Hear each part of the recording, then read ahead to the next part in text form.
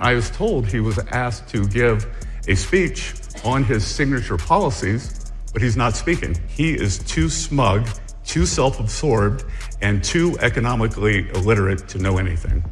There will be no more payments to sanctuary cities because they are really just sanctuaries for criminals. They're really protecting criminals, and those are the ones we have to get out of the country: murderers, drug dealers, the mentally insane. They emptied their mental institutions into the United States.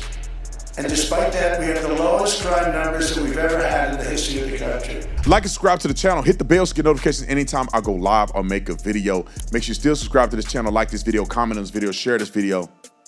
Let's get into this. Donald Trump showing, I don't know if y'all know this phrase. Where I grew up at, when you showing out, they say you showing your asparagus, right? And then they should say, you showing your naked asparagus. Y'all know what I'm talking about. So when we were young, they're like, boy, you out there showing your naked. And that was, you know, that's what they say. When you showing out. Donald Trump out here showing his naked tan butt. Nasty, old tan butt. I don't say it's nasty. I ain't never seen a man butt. But I'm sure it's old. He's showing his old butt in front of the world. And I love it. This is what I voted for. I did not vote for a platypus. I did not vote for a wussy with a P. I voted for a man that's going to stand up on principles. Everybody in the world must respect the United States of America, either by choice or by force, whichever one you want to choose. Y'all want the nice way or the hard way? Donald Trump is the man. Roll the clip. Listen to how our leader is speaking at a forum. Roll it.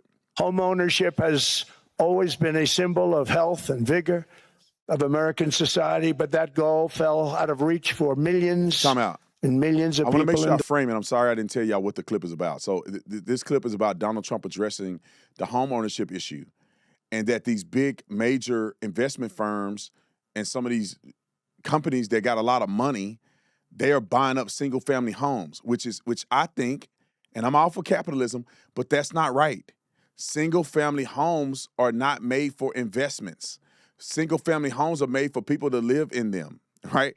The average person needs to have a home to live in, and that's what the single family home is. Your investment should be in multifamily units. That means that if you're doing apartment complexes and different things like that, that makes more sense to invest and own because they cost way more than a single family home. One person cannot buy an apartment complex. Therefore, a person can invest in that and give opportunities to multiple people to live in a rental environment. But when it comes to housing, the everyday person should be able to buy a single-family house for their family. Donald Trump is addressing that. Roll the clip. Biden era because interest rates went up so high. Today, I'm taking action to bring back this bedrock of the American dream. In recent years, Wall Street giants and institutional investment firms, many of you are here, many of you are good friends of mine, many of you are supporters. Sorry to do this, Joe, I'm so sorry. But you've driven up housing prices by purchasing hundreds of thousands of single-family homes, and it's been a great investment for them. Often as much as 10% of houses on the market. You know, the crazy thing is a person can't get depreciation on a house, but when a corporation buys it, they get depreciation. Okay, that's something we're going to have to think about, too. I don't know if too many people think about that. You buy a corporation, they buy 500 houses. They buy hundreds of thousands. They buy 500 houses. They can take depreciation. A person sweats and works and buys one house, they can't. But homes are built for people, not for corporations, and America will not become a nation of renters. We're not going to do that. That's why I have signed an executive order banning large institutional investors from buying single-family homes. It's just not fair to the public. They're not able to buy a house. And I'm calling on Congress to pass that ban into permanent law, and I think they will. I think they will, and I think they should. You know, let me just say this real quick, and some people may disagree with me on this.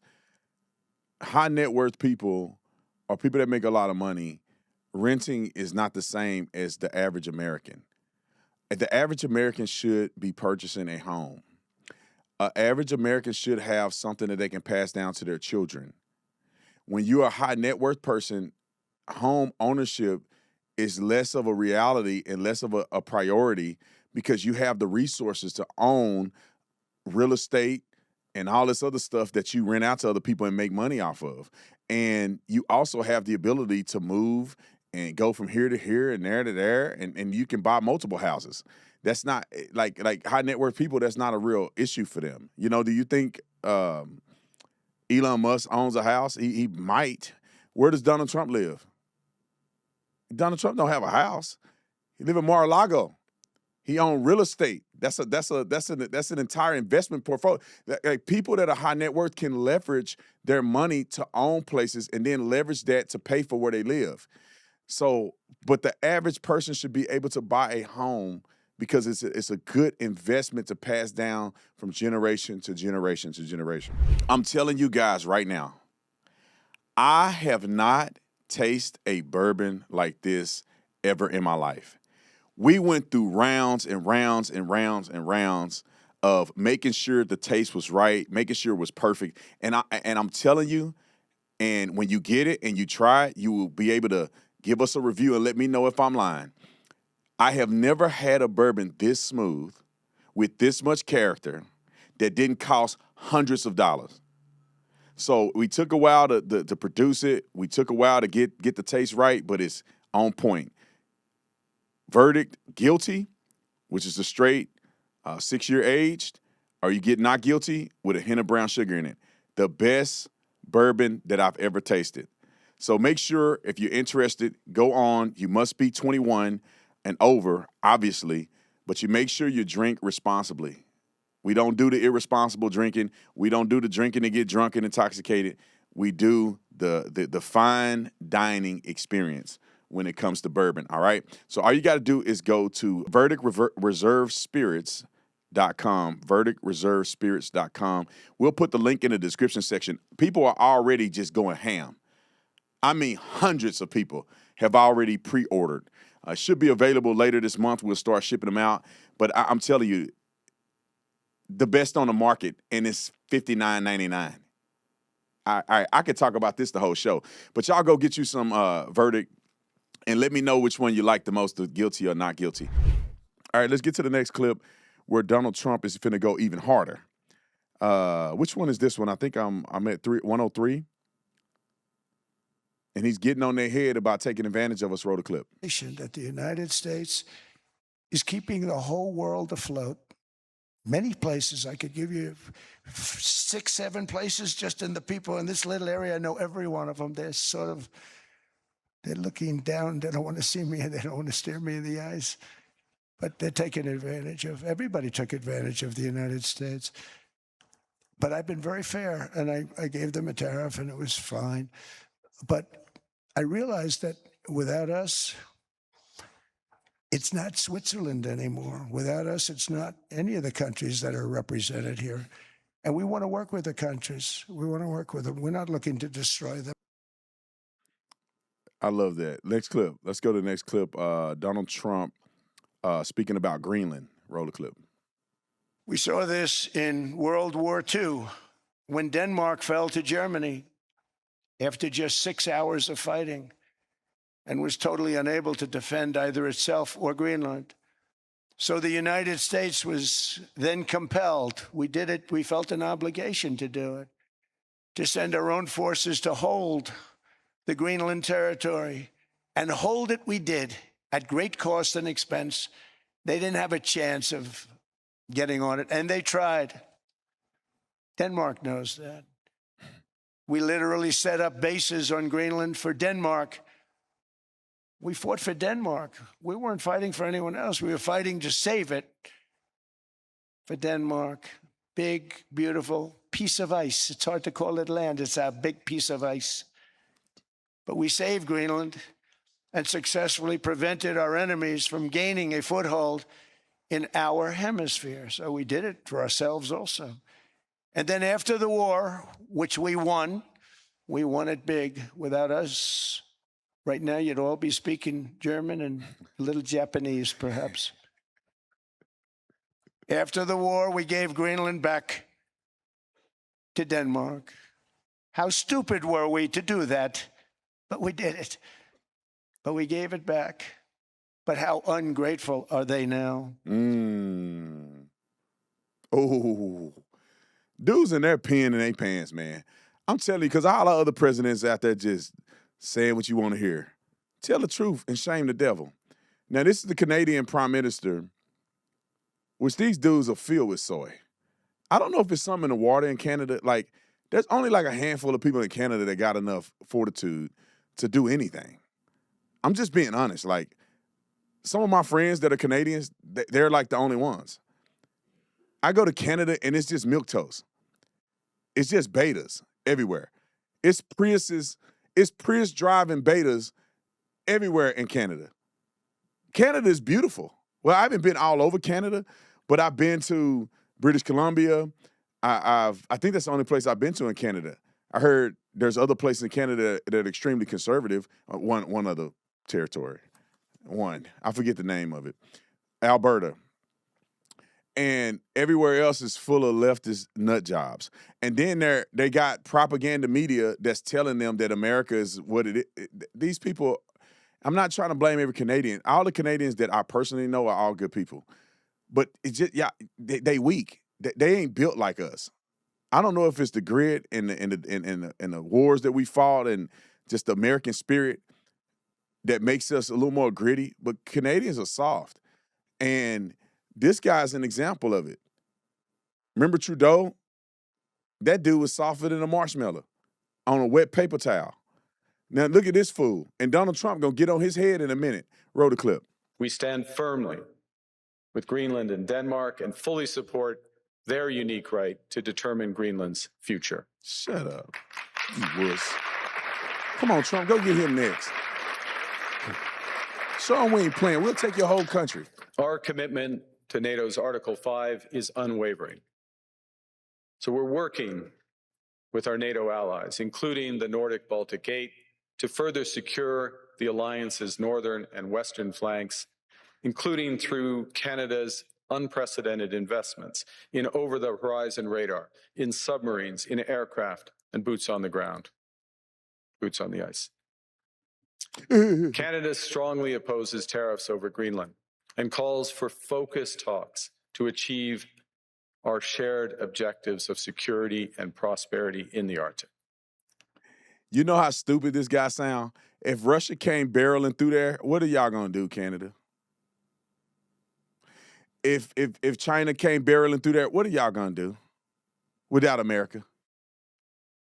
Yeah, what are y'all thinking? Quit playing. That's my whole thing. That's what made me mad with these people. Quit playing with us.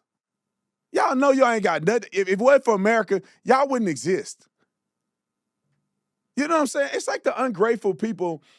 It's like you got a neighborhood, and one guy in the neighborhood have food resources, guns, have his own militia, body armor, and his people are standing at the gate making sure people don't get into the gated community.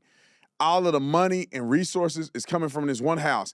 And then the neighbors are trying to network with the enemy. Like, if it wasn't for that one house, everybody be under somebody else's jurisdiction. Quit playing with us. I think that when you better take some bass out your voice when you're talking about America. We'll come and take your whole country. If we wanted to, we'll take your whole country. I don't know, 40 minutes? We'll take Canada in 40 minutes. Y'all ain't got no guns. What y'all gonna do? Let me say this. Our military don't even have to do it. If it wasn't for the wussies in Portland and Washington State, well, maybe the people in East Washington, East Oregon, you let them come on up. Y'all little betas stay by the water. Let them come on up there. We'll take Canada, right? We'll take British Columbia with just the citizens. And you got the nerve to get on and fix your mouth to act like you're going to stand with somebody but the United States of America. You should be in America kissing Donald Trump's toenails. You should be begging us, whatever y'all need, we're going to capitulate to. You sorry suckers. And I think right now, if y'all want to get physical, 1-to-1, I think Donald Trump will take him. 70-year-old American. Come on, give me the bird sound. All right, Trump, take it away. I'm going to come. All we want from Denmark for national and international security and to keep our very energetic and dangerous potential enemies at bay is this land on which we're going to build the greatest golden dome ever built. We're building a golden dome that's going to, just by its very nature, going to be defending Canada. Canada gets a lot of freebies from us, by the way. They should be grateful also, but they're not. I watched your prime minister yesterday. He wasn't so grateful. But they should be grateful to us. Canada lives because of the United States. Remember that, Mark, the next time you make your statements. Come on, Trump. I'm tired of these wusses. Come on, Trump. Trump got it, man. Who gonna replace Trump, man, when he gone? I wish he could live to be 150. But God dang, man. No, everybody just lack fortitude. Just get up there and say it like it is, bro. All right, come on. Trump got more. Roll it. It's a war that should have never started, and it wouldn't Hold on, have time out. started. I gotta set this one up. So this is Donald Trump talking about the Russia-Ukraine and a little bit of election in 2020. Roll the clip. 2020 U.S. presidential election weren't rigged. It was a rigged election. Everybody now knows that. They found out. People will soon be prosecuted for what they did. It's probably breaking news, but it should be. It was a rigged election. You can't have rigged elections.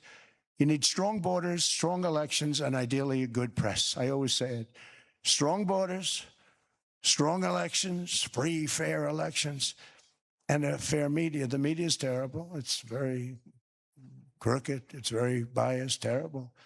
But someday it'll straighten out because it's losing all credibility. Think of it. When I went in a landslide, a giant landslide, won all 7 swing states, won the popular vote, won everything, and I only get negative press. That means that it has no credibility. And if they're going to get credibility, they're going to have to be fair. So you need a fair press.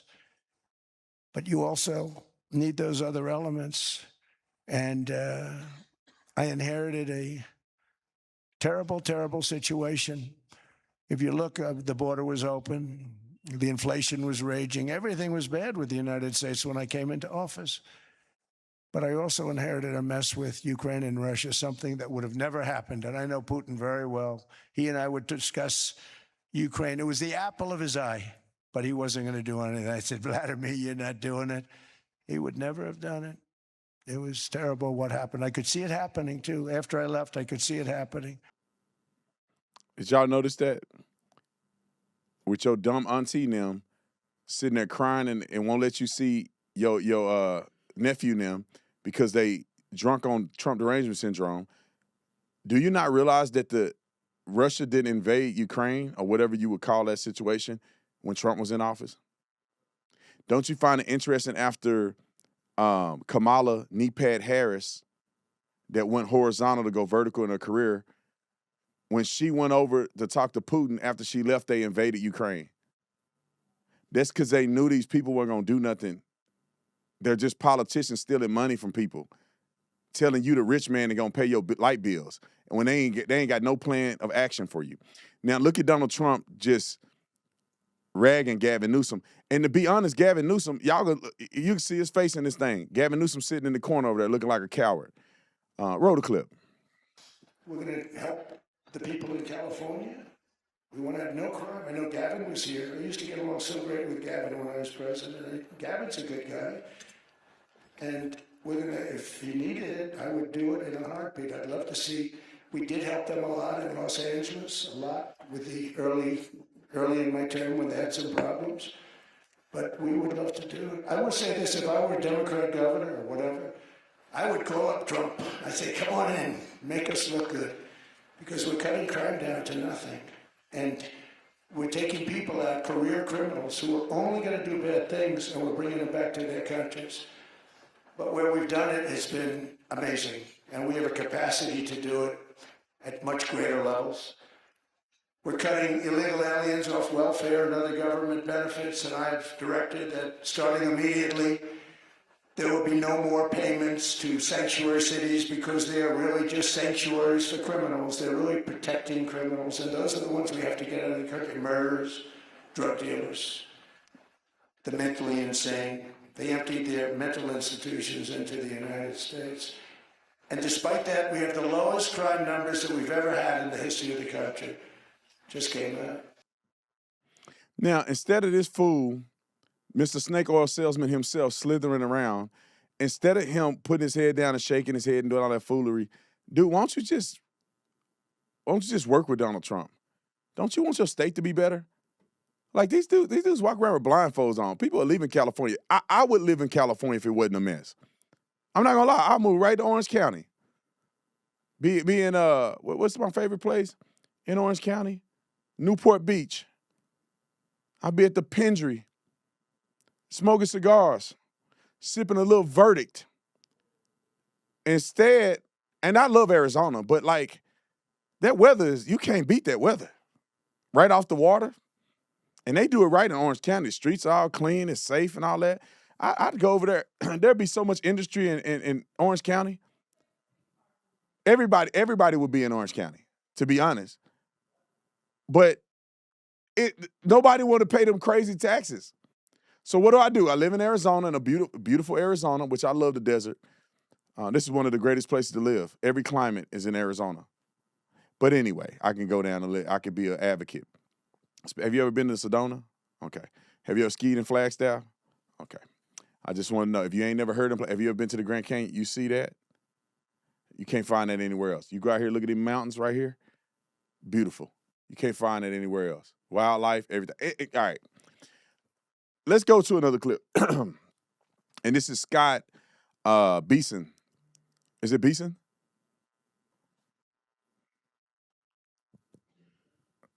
Bessett. Am I saying his name right? All right, roll the clip. I think it's very, very ironic that Governor Newsom, who strikes me as Patrick Bateman meets Sparkle Beach Ken, may be the only Californian who knows less about economics than Kamala Harris. He's here this week with his billionaire sugar daddy, Alex Soros, and Davos is the perfect place for a man who, when everyone else was on lockdown, when he was having people arrested for going to church, he was having $1,000 a night meals at the French Laundry, and I'm sure the California people won't forget that. And I can tell my message to Governor Newsom is the Trump administration is coming to California. We are going to crack down on waste, fraud, and abuse. And I was told he was asked to give a speech on his signature policies, but he's not speaking because what have his economic policies brought? Outward migration from California, a gigantic budget deficit, the largest homeless population in America, and the poor folks in the Palisades who had their homes burned down. He is here hobnobbing with the global elite while his California citizens are still homeless. Shame on him. He is too smug, too self-absorbed, and too economically illiterate to know anything. Thank you very much. Let me know if you need any further He couldn't have said it better. clarification. He couldn't have said it better. I mean, I could just give you a few examples. California lost Tesla. California lost Daily Wire. California lost Joe Rogan. I mean, that's just a few people. I personally know a guy who's a billionaire who has a distribution center. And we were going to partner on some stuff. He took his entire distribution center out of California and brought it to Arizona. I'm talking about $1 billion. It's worth billions of dollars. He moved his entire plant to Arizona. Like, I just don't understand what Gavin Newsom is thinking. Maybe he's not thinking.